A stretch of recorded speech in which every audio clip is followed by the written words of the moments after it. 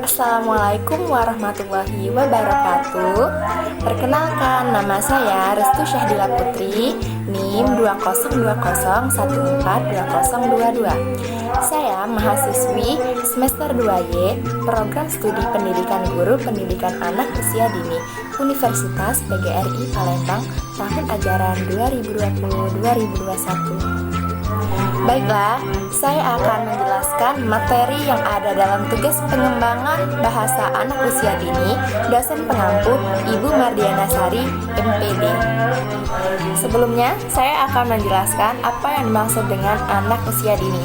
Pengertian anak usia dini adalah anak yang berada pada rentang usia 0 sampai 6 tahun.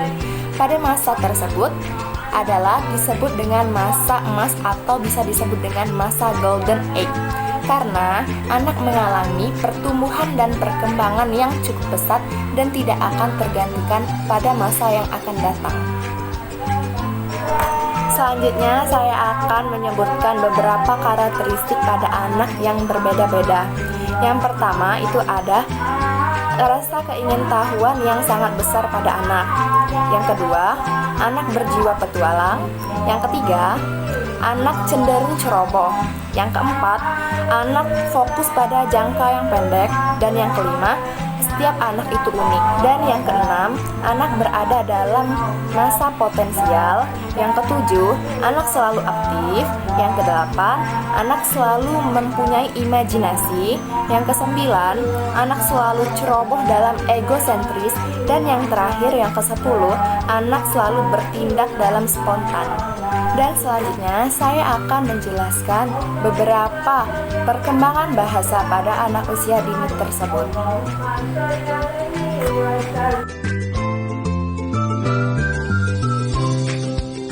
Yang pertama, perkembangan bahasa anak usia dini. Pengembangan bahasa untuk anak usia dini bertujuan agar anak dapat berkomunikasi secara lisan dengan lingkungan sekitarnya. Perkembangan bahasa pada anak terjadi dari aktivitas mendengar, melihat, dan meniru orang dewasa di sekitar mereka, sehingga orang dewasa dapat memberi stimulus kemampuan untuk menyimak, berbicara, membaca, menulis, agar perkembangan bahasa anak tumbuh optimal sesuai dengan usianya. Selanjutnya yang kedua, karakteristik kemampuan bahasa anak usia dini. Menurut rentang usia, anak usia 4 tahun mampu menunjukkan dirinya dengan kata ganti saya, kemampuan bahasa berkembang cepat, menguasai fonem dan sintaksis bahasa yang digunakan, menunjukkan pemahaman tentang sesuatu yang dilihat atau didengarnya, mampu mengungkapkan keinginannya dengan kalimat sederhana, mampu memahami gambar dan mengungkapkannya dengan kata.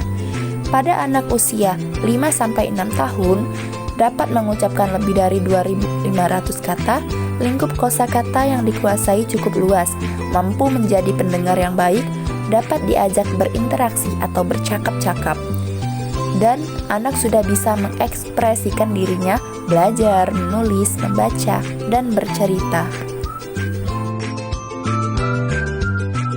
Dan yang ketiga ada fungsi bahasa AUD. Dalam perkembangan bahasa, bahasa juga mempunyai fungsi yaitu sebagai alat untuk berkomunikasi dan berinteraksi dengan sekitarnya, sebagai alat pengembangan intelektual anak, sebagai alat untuk menunjukkan dan mengembangkan ekspresi anak, dan sebagai alat untuk menyatakan keinginan anak. Selanjutnya yang keempat, ada fase-fase perkembangan bahasa anak. Ada beberapa fase. Fase tersebut dibagi menjadi 2 periode besar, yaitu periode prelinguistik 0-1 tahun dan periode linguistik 1-5 tahun. Pada periode linguistik atau periode kata-kata pertama yang diucapkan oleh anak yang paling ditunggu oleh orang tuanya, ada 3 fase. Yang pertama fase holofrase 1 kata, yang kedua fase lebih dari 1 kata, dan yang ketiga fase diferensiasi. Sedangkan periode dalam fase perkembangan bahasa berdasarkan usia ada 4. Yang pertama, periode prelingual atau usia 0-1 tahun.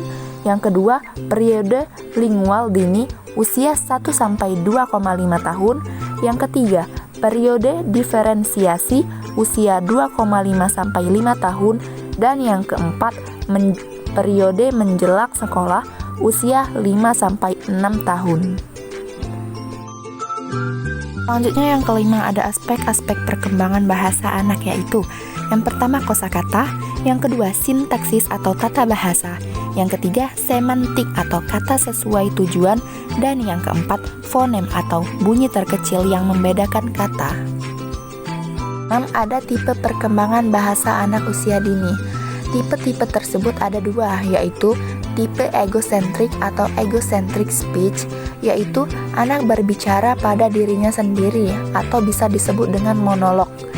Hal ini dilakukan oleh anak pada usia 2-3 tahun. Dan tipe ini berfungsi untuk mengembangkan kemampuan anak dalam berpikir. Yang kedua ada tipe sosial atau socialized speech, yaitu disebabkan oleh interaksi dengan lingkungan, orang-orang sekitar, teman sebaya yang sering. Fungsi dari tipe ini adalah mengembangkan kemampuan penyesuaian sosial pada anak dengan lingkungannya. Selanjutnya yang ketujuh, ada beberapa faktor yang mempengaruhi perkembangan bahasa anak usia dini, meliputi 1. Inteligensi, 2. Faktor kesehatan, 3. Status sosial, 4. Jenis kelamin, 5. Hubungan keluarga, dan 6. Penggunaan dua bahasa. Dan yang kedelapan, ada metode pembelajaran yang digunakan untuk mengembangkan bahasa anak usia dini, yaitu dengan metode bercerita, metode tanya-jawab, metode bercakap, metode demonstrasi, metode karya wisata, metode pemberian tugas, metode proyek, metode sosiodrama, dan yang terakhir metode eksperimen.